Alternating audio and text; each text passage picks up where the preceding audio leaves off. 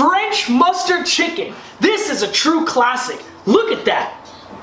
I'm going to show you some seriously cool French techniques, step-by-step sauce building, and proper sautéing of chicken. Watch this video. If this is the first time on my channel, guys, Mind Blown Chef, welcome. On this channel, I'm not going to bore you with long drawn-out recipes. I'm going to give it to you very simple in a simple step-by-step format because this is cooking made simple. Consider subscribing, turn the bell notification on, and you will be indulging in lots of new recipes. Check it out. For our ingredients, we have two types of Dijon mustard. We have creamy and we have seeded. We have herbs here. Thyme, bay leaf, and parsley. I have chicken stock, white wine, a little bit of diced onion and shallots. Our chicken has been patted dry with a paper towel, and then we went ahead and we trimmed off all the edges. We want to get rid of some of that excess fat. It's a classic French dish. So what classic French dish wouldn't have butter or cream? Come on, guys. I have a cast iron pan here with some olive oil. It's hot, ready to go. My oven's on 400, preheated, ready to go. I'm using cast iron because cast iron gets really hot and it has even heat distribution. So we're gonna saute this chicken. You're gonna dust it with some salt and pepper on the skin. We're gonna drop these into a medium-high pan. And we may have to adjust our temperature accordingly because we want to render out that fat, but you don't have to do it real aggressively. When we're sauteing this, it's very important to try to keep your pan as dry as possible. So have a ceramic something on the side, pour in that excess fat. What happens if there's too much fat in your pan, it just starts to kind of like boil in its own fat. And when the pan's dry, it actually pulls the fat away from the skin so it becomes crispier. So we don't want to have soggy chicken skin, we want to have crispy chicken skin. So make sure you dredge your pan of the extra fat. So I don't want to scare you when I say a French recipe, oh my gosh, French cooking. It's just based on technique. That's what the French art is. All the cooking has fine technique. Now, if you follow me step by step, it's all easy stuff. It's just they take everything step by step. We are actually beginning to build a sauce in this pan.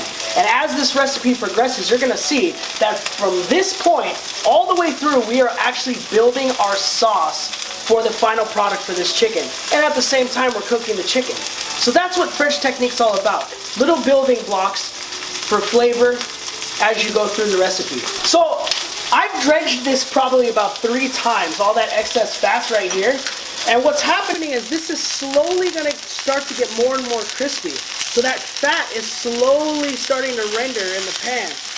And that's the thing, you wanna keep this like at a medium temperature. It doesn't have to be ripping hot. You don't want it too cool though because it'll stick. So you gotta find that happy medium. But that's how you get that crispy skin. Slowly render out that fat as it's cooking. Okay, so depending on your heat, I was in here about 10 minutes, so it's about 8 to 10 minutes. That's what you're going for, that nice golden brown color. And this is gonna continue to cook when we put it in the oven. So for now, you're just gonna set that aside. And this guy was a little bigger. You'll notice this side got darker, this side not. So what I did is I just flipped it over and I'm just cooking that little edge. I'm kind of holding the chicken on the side and cooking that little edge. This is what I'm talking about when I said we're gonna be building flavor. So we have a little bit of fat in the pan, about a teaspoon of fat left in the pan.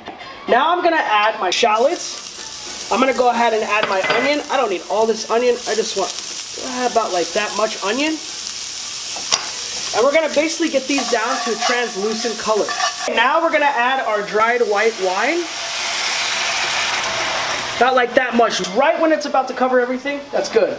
We're gonna reduce this to about an au sec, which is almost dry. And that's what au sec looks like right there. It's basically just about dry. What we did is we cooked off all the alcohol, and the shallots and the onion have completely absorbed all of that white wine flavor. Now we're gonna drop in our butter. I'm gonna melt this butter down, and then we're gonna throw in our chicken stock. All right, so at this point, we're gonna add our chicken stock, and guys, let me tell you the flavor to my nose is absolutely amazing at this point. Now, we're gonna braise this chicken. So braising, what that is, that means you're gonna cook it in the oven. The liquid's gonna be halfway up the protein. in the oven, okay? So that's why I added that much chicken stock.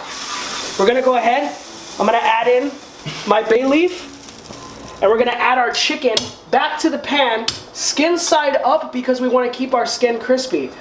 So we're gonna throw that back in the pan, and see how it's covering it halfway up. We're gonna put this in the oven at 400 degrees for about 20 minutes until the chicken's fully cooked. Any juice left onto the plate, go ahead, dump that in there too. That's all flavor. We don't leave nothing behind, especially when it comes to classic French. Just before we go into the oven, we're going to add our seeded Dijon in. Kind of stir it around. Just enough, I did like a tablespoon right there.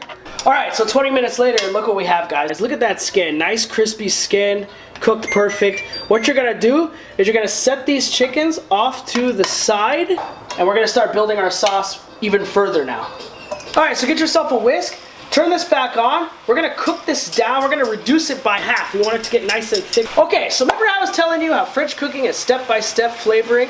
So we started with our chicken, we rendered down the fat, we had some chicken flavor there. Then we added our shallots and our onions to the pan. We got our flavor from those. We added our dry white wine. What the white wine did is it actually deglazed the pan. It pulled up all that soot, all those leftover little bits from the chicken skin. It pulled it up and cleaned our pan. Then on top of that, we added some butter.